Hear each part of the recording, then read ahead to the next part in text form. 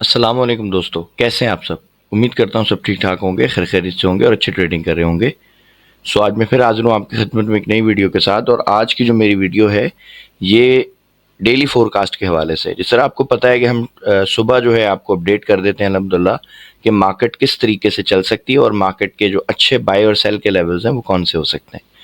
अब अगर आपने मेरी कल वाली फोरकास्ट नहीं देखी जिसमें मैंने गोल्ड के बारे में क्लियर आपको बताया था कि ये वाली जो मतलब ये जो हमारी लिक्विडिटी है, मार्केट अगर यहाँ पे ऊपर जाके हमें ट्रैप करे और फिर उसके बाद सेल आ जाए तो हमें मतलब यहाँ से ऊपर जाए ताकि लोगों को जो है वो लगे कि भाई मार्केट जो है वो बाय जा रही है और पैनिक में आके लोग बाय कर लें। और उसके बाद अगर आपको सेल का कोई भी एविडेंस मिले आप सेल कर लें। ठीक है, अब मैं आपको M5 में दिखाता हूँ कि क्या यहाँ पर आपको सेल की कोई एविडेंस कोई मिला है। तो ये देखें आप क्लियर, यहाँ पे आपको मार्केट ने 2 से 3 दफ़ा सेल के एविडेंस दिए हैं। कैसे दिए? लेट से पहले तो ये मार्केट पैनिक के साथ खुली ऊपर ना, ये गैप खुला और उसके बाद मार्केट ने यहाँ ऊपर जाके ना रिजेक्शन दे दी। ठीक है, अब ये गैप क्यों हुआ, कैसे हुआ, कोई कुछ बोलेगा कोई कुछ बोलेगा, हर बंदे की अपनी अपनी थ्योरी है। लेकिन मुझे ये पता है कि मार्केट ने गैप दे दिया ताकि मेजॉरिटी में जो रिटेलर है वो यहाँ पे ट्रैप होके बाय कर ले। ठीक है, अब जब सब बाय करेंगे तो मेरा आपसे वही सवाल है जो मैं हर वीडियो में पूछता हूँ, तो भाई मार्केट सबको प्रॉफिट तो नहीं दे सकती ना। मार्केट प्रॉफिट किनको देगी? उन लोगों को प्रॉफिट देगी जो मार्केट की साइकोलॉजी को समझेंगे, जो रिटेलर्स और बड़ा जो इन्वेस्टर है दोनों को जानते होंगे कि भाई ये दोनों किस तरह काम करते हैं। और आप एक जुमला मेरा दिमाग में रख लिया करें, मैं हमेशा आपको बताता हूँ मार्केट सबको प्रॉफिट नहीं दे सकती, क्योंकि फॉरेक्स हो क्रिप्टो हो ये सारा का सारा जीरो सम गेम होता है। यानी किसी का पैसा किसी और की जेब में जा रहा है। जीरो सम गेम आपको आई थिंक समझ आ गया होगा कि क्या होता है। मार्केट घर से पैसा नहीं लेकर आती, मार्केट ने हमारा ही पैसा आपस में रोल आउट करना होता है। ठीक है, वही पैसा सारा का सारा रोटेट हो रहा होता है। अब आप ये देखो, जब ये पैनिक में यहाँ से ऊपर गई, अब ये आपका सप्लाई एरिया था ना, यहाँ से तो आपने सेल देखनी थी। और यहाँ पे जब आपको रिजेक्शन मिली, देखें एक एविडेंस मिला, अगेन मार्केट नीचे आई, फिर ये इसने एक नाकाम बाय में जाने की कोशिश की है, बाय का पैटर्न दिया है ताकि जी लोगों को लगे हाँ जो डोजी बन गई है बाय कर लो। ये फिर यहाँ पे बाय किया, लेकिन हमें पता है कि बाय नहीं जाएगी, सेल जाएगी। ठीक है, ये सेल किया यहाँ पर, तब भी आपको अच्छा जो है वो मिल रहा है। मार्केट यहाँ पे चल रही है, यहाँ पे अगर आपने देखे यहाँ पे दोबारा मार्केट ने बाय में ट्रैप किया, बट हमें सेल का एविडेंस देखना है, हमें बाय का तो देखना ही नहीं है ना। यहाँ पर देखें आपको सेल का एविडेंस मिला है फाइनली, ये भी अच्छा है, एक इंगल्फिंग कैंडल है। और आप अगर इसमें एसएल देखें तो यार तकरीबन 5.5-6 डॉलर का अब बनता है, आप $6 लगा लो। $6 का एसएल था, तब भी मार्केट जो है वो इस वक्त आपको ऑलमोस्ट 1:3 की ट्रेड दे चुकी है। अब मैं अगर प्रीवियस इसका कोई लिक्विडिटी एरिया देखूं तो एक तो यही है जहाँ पे प्राइस इस वक्त चल रही है ना, ये सारा का सारा लिक्विडिटी एरिया था। ठीक है, M5 की बात कर रहा हूँ मैं। ये M5 के अकॉर्डिंग ये एक अच्छा लिक्विडिटी एरिया था, प्राइस अभी लिक्विडिटी एरिया के अंदर ही है। अगर यहाँ पे ब्रेकआउट कर देती है, यानी एक momentum candle with low volume के साथ अगर ये ब्रेकआउट हो जाता है तो प्राइस हो सकता है इस लो को और या फिर इस लो को टारगेट करेगी। ठीक है, ये वाला जो लो है, समझ रहे हो। तो अगर हम देखें कि प्राइस यहाँ तक आ जाती है तो यार ये तो $37 की ट्रेड है। ठीक है, बहुत अच्छी ट्रेड बन जाएगी, यानी पहला ही दिन मार्केट खुली और माशाल्लाह अच्छी ट्रेड है। बट अभी तक भी जो ये हमें टीपी दे चुकी है वो ऑलमोस्ट आप देखो कि वो भी बुरा नहीं है यार, ये यहाँ तक आ गई है, ये इसने लो लगा दिया है। ठीक है, ऑलमोस्ट आप देखो 1:3 की ट्रेड जो है वो आपको मिल चुकी है, समझ रहे हो। अब यहाँ पे क्या हो सकता है, यहाँ पर मेरे भाइयों अगर ये इसी तरह से डोजी बना के बाय जाना शुरू हो जाती है तो फिर आप यहाँ पे बाय नहीं करना। आप कब बाय करोगे? जब यहाँ पे मार्केट इस तरीके से एक इंड्यूसमेंट बनाए।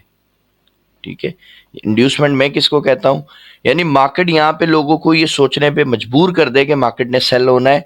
और अगर ये सेटअप बनता है और फिर आपको बाय की रीजन मिलती है तब ये बाय जाएगी, अदरवाइज बाय नहीं जाएगी। ठीक है, अदरवाइज ये नीचे आ जाएगी और फिर इस एरिया पे आप यहाँ पे कहीं बाय देख लेना।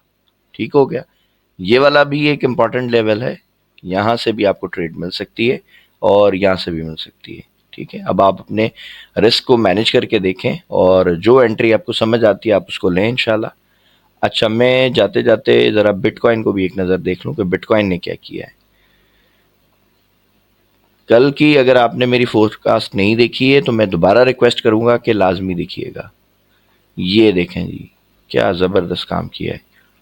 मैंने आपको पहले यहाँ पे बताया था, इस जगह के ऊपर, यहाँ पे मार्केट थी इस जगह पे, तो मैंने बताया था कि भाई ये ब्रेक करना चाहिए और लोगों को ट्रैप करना चाहिए सेल में, और फिर ये नीचे आ गई। ठीक है, अच्छा अब यहाँ पर इसने अगेन ये किया है। अच्छा जी, कुछ लोगों ने मुझसे ये भी सवाल पूछा कि सर हमें कौन सा लिक्विडिटी एरिया देखना है, कौन सा लिक्विडिटी एरिया हमारे लिए ज़्यादा इंपॉर्टेंट है।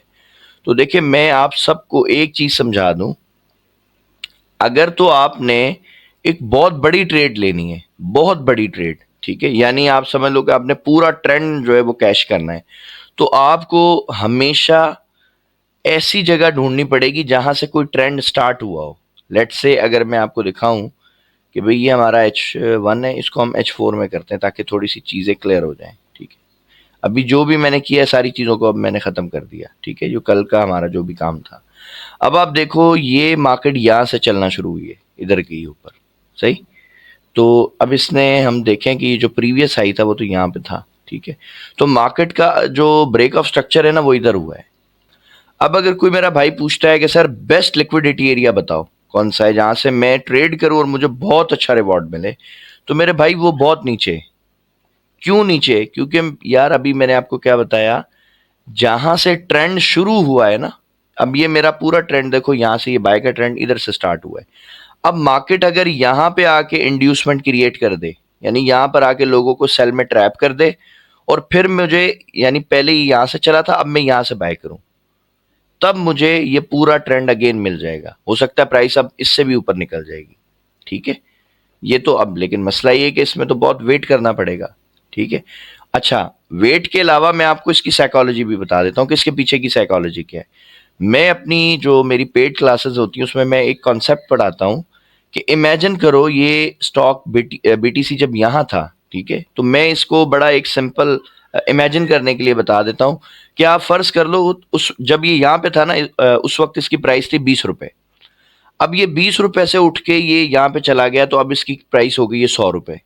सही है, अब लेट से अगर आप में सब्र है, आप वेट कर सकते हो, तो आपको मैं रिकमेंड करूंगा दो जगहों से ट्रेड करो। नंबर वन, प्राइस जब इसके करीब आएगी ना, तो आज आपको मैं ये एडवांस में बता रहा हूं, आप इसको नोटिस कीजिएगा, जब इसके करीब आएगी तो पॉसिबल है प्राइस इसको टच किए बगैर ही यहां से ऊपर चली जाए, ये थोड़ी बहुत ऊपर जाए।